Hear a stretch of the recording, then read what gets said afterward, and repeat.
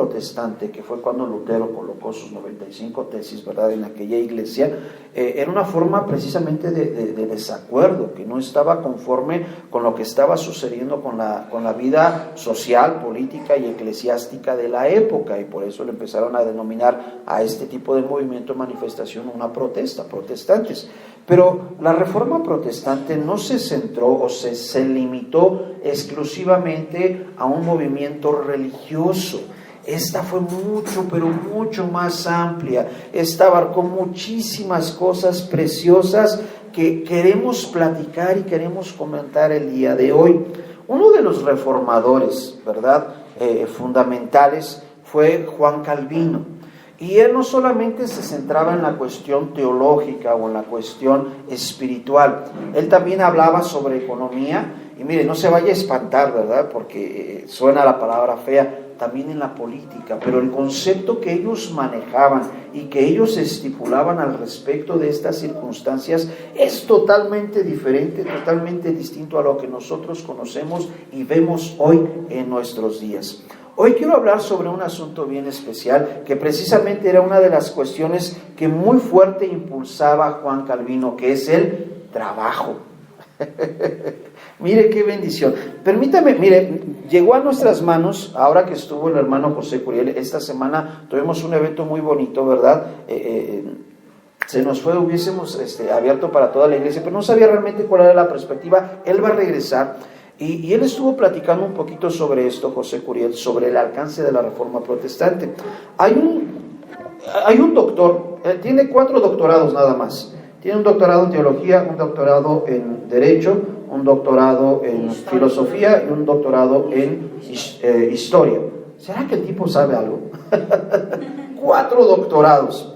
El nombre de él es César Vidal, es un español. Él nada más por una conferencia que da cobra cerca de $30,000, para que usted tenga una idea. Él va a estar aquí en México. Yo estuve ahí como que haciéndole a ver si podíamos traerlo a Zacatecas. No creo que sea posible, ¿verdad? Él viene una semana aquí a México. Él va a estar en las 3 principales ciudades, en la Ciudad de México, en Guadalajara y en Monterrey. Pues le animo, ¿verdad? Si usted lo desea, vamos a ver si nos organizamos. Quizás a Guadalajara, ¿verdad? Y además que está bien bonita ahí la base donde están nuestros hermanos. Y vale la pena. Pero déjeme leer un pequeño extracto aquí al respecto de esto. Él es un español, César Vidal, y habla al respecto de esto. Dice...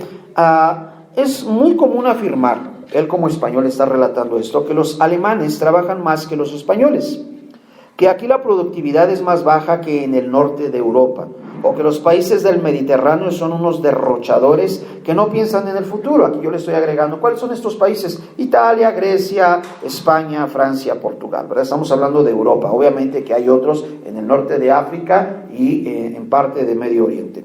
Por supuesto, hay de todo en estos países, pero los tópicos suelen guardar un resquicio de verdad. Si admitimos que Alemania, Inglaterra o los países escandinavos tienen una actitud hacia el trabajo y el dinero totalmente diferente a la nuestra, una pregunta clave aquí surge. ¿Por qué? ¿Va en los genes? ¿Es tradición? Bien. Meditemos al respecto de esto nosotros. ¿Saben? Nosotros, déjenme dar una pausa y aquí dar una pequeña aportación nuestra. Nosotros como mexicanos tenemos una fuerte influencia de los españoles y de los italianos, en este caso Roma, ¿verdad? Por las costumbres grecorromanas que nosotros traemos. Y mucho de lo que nosotros pensamos y miramos y que tenemos como cosmovisión al respecto de nuestra forma de vida, tiene mucha influencia de lo que está hablando aquí este historiador al respecto de la perspectiva que los propios españoles tienen con respecto a su vida. Y continúa aquí con esto, ¿verdad? Una posible respuesta a esto es la actitud de la influencia directa que la religión ha tenido en los países de Europa del Norte, que a grosso modo los países protestantes son más laboriosos, austeros y ahorradores que los católicos. Es una hipótesis expresada por un sociólogo muy famoso, ¿verdad? Max Weber, en 1905. Entonces publicó una obra titulada La ética protestante y el espíritu del capitalismo, en la que relacionaba el comportamiento impulsado por los reformadores, especialmente Juan Calvino, lo que a su juicio es la esencia del capitalismo. La Reforma Protestante significó en el siglo XVI un fortalecimiento de la influencia de la religión en la vida diaria. Frente a la laxitud de los principios cristianos y la corrupción de la Iglesia, Lutero propuso una vuelta a los orígenes. La fe y la Biblia deberían de ser las únicas armas de los creyentes y un sentimiento más puro e intenso por la espiritualidad. Había un signo que delataba a los elegidos de Dios. Por su pureza moral se extiende a todos los actos de la vida hasta el más mínimo.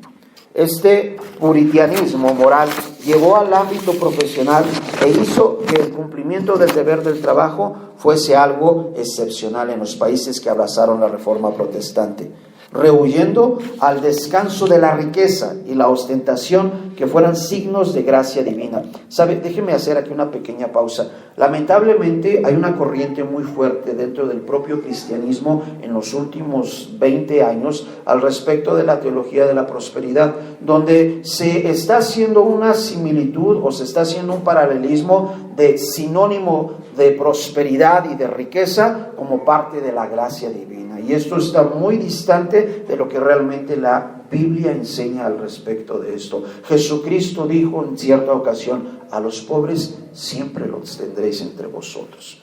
Un día estaba una mujer derramando aceite, ¿verdad?, sobre los pies de Jesucristo, y alguien se inconformó y se enojó y dijo: ¿por qué hacen este desperdicio? Pudiésemos vender ese perfume y dárselos a los pobres. Jesucristo dice: a los pobres siempre los tendrán entre vosotros, ¿verdad? Jesucristo no vino a abolir la pobreza.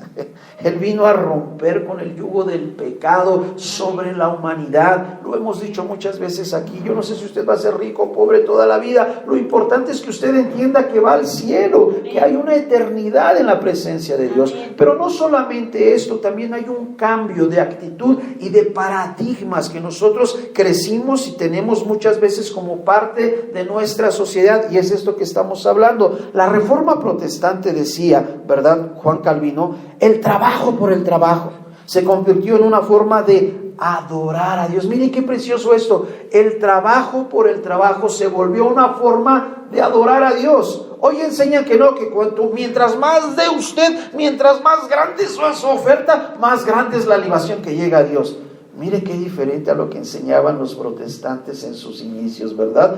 Juan Calvino decía: no, cuanto mejor haga usted su trabajo, cuanto más se esfuerce usted trabajando, esto le va a dar alabanza a Dios, porque va a testificar que usted es diferente al resto de personas que están a nuestro alrededor. Mire qué preciosa la perspectiva que ellos tenían. Mientras la ética medieval o de la costumbre en aquella época, ¿verdad?, del catolicismo, glorificaba la mendicidad. Es decir, cuanto más mendigos y pobres fuésemos, era lo que se promovía en aquella época. Qué triste y lamentable, totalmente diferente a lo que el propio cristianismo estaba estableciendo en esta época. El trabajo ya no es un castigo divino, porque nos han dado esta errónea idea, esta equivocada idea, que trabajar es castigo de Dios, que el trabajo es una maldición para el hombre. No es cierto. Vamos a verlo hoy precisamente a la luz de las Escrituras, cómo el trabajo no es una maldición, cómo el trabajo no es castigo de Dios. Por el contrario, permítame aquí agregar algo. Estamos hablando de estos países que abrazaron la Reforma Protestante. Básicamente fue Inglaterra, Escocia, Noruega, Suiza, Países Bajos, que hoy es Holanda, ¿verdad? El norte de Europa fueron los países que abrazaron la Reforma Protestante, y no en balde son muchas de las naciones que hasta hoy en día son más desarrolladas y más productivas en la historia de la humanidad. Para que usted tenga una idea, Ginebra, ¿verdad?, que fue precisamente donde más trabajó Juan Calvino, era conocido como el cuchitril, como el cuchinero, ¿verdad?, de Europa, porque muchas personas iban a embriagarse y a prostituirse, y era tal el pecado que había en Ginebra, que se defecaban y orinaban en las calles. Entonces decían que era una ciudad apestosa.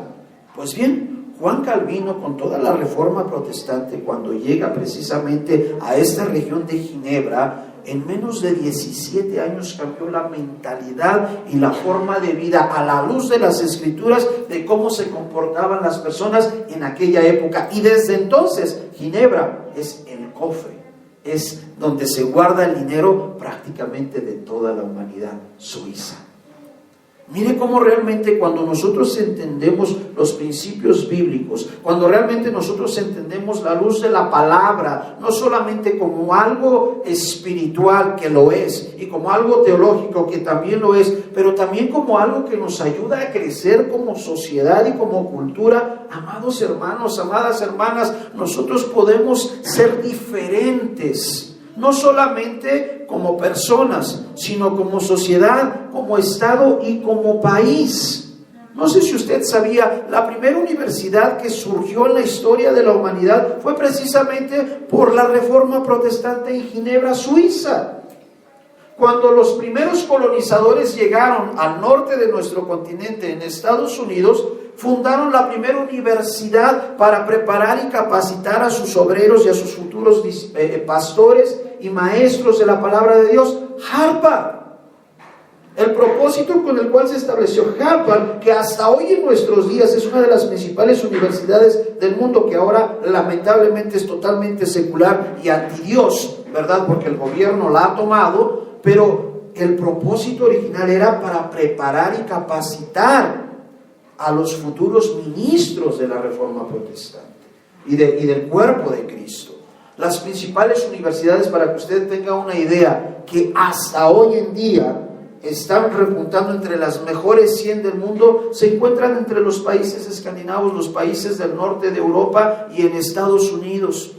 Los países que quedaron con el catolicismo, ¿verdad? América del Sur o de América del Norte, va de México o Mesoamérica hasta América del Sur, la península ibérica, Portugal, España, Italia, Francia, ¿verdad? Estamos hablando de estos países que se quedaron con el catolicismo. Sus universidades son de las más malitas que hay. La primera universidad que aparece de América Latina es la USP en Brasil, que está en el lugar 50 y tantos. La UNAM, que es la máxima casa de estudios de México, está en el 80 y tantos o 100 y tantos, no recuerdo. Para que usted tenga una idea del retraso que generó el no abrazar la reforma. Claudia y yo a veces bromeamos, decimos: ¿por qué no vinieron los ingleses o los escoceses para acá? ¿Verdad? Pero bueno, Dios es el Señor, Él es soberano y Él hace como quiere, donde quiere, con quien quiere y a la hora que Él quiere, ¿verdad? Si no, no estaría usted así tan bonita y tan bonito aquí en este lugar. Gracias a Dios por eso. Pero mire realmente el alcance de la Reforma Protestante al respecto de esto. Pero yo quiero centrarme hoy precisamente en la perspectiva del trabajo. El trabajo dignifica al hombre. El trabajo es una bendición de Dios. Y esto empieza desde el inicio. Génesis capítulo 2, versículos 4 y 5. El trabajo no es maldición. El trabajo no es castigo de Dios. El trabajo es una provisión divina. Me gusta esto que dice, ¿verdad? Calvino al respecto de esto. El trabajo por el trabajo se convirtió en una forma de adorar a Dios, de alabar a Dios. Génesis 2, versículo 4. Estos son los orígenes de los cielos y de la tierra, cuando fueron creados, el día que Jehová Dios hizo la tierra y los cielos, y toda planta del campo antes que fuese en la tierra, y toda hierba del campo antes que naciese, porque Jehová Dios aún no había hecho llover sobre la tierra. Mire lo que dice aquí: ni había hombre para que labrase la tierra. Dios ya había terminado toda la creación y ya había preparado todo. Dice aquí el autor, ¿verdad?, de Génesis, dice, y ya había hecho, todavía aún no había hecho llover sobre la tierra, disculpe, dice, y tampoco había hecho al hombre, ¿para qué? Labrase la tierra. ¿Sabe? Vamos a leer un poquito más adelante, pero a veces tenemos la idea, cuando hablamos de paraíso, que es un lugar donde usted y yo estamos así tirados en una hamaca, nomás meciéndonos con un coco aquí al lado y con la otra mano sacándonos la pelusa del ombligo. Yo no sé de dónde surgió esa idea de que paraíso es un rollo como este. Si nosotros vemos cuando Dios está estableciendo el paraíso, porque aquí está formando eso, un paraíso, Dios tenía un propósito. Y este propósito era que Dios pusiese al hombre a trabajar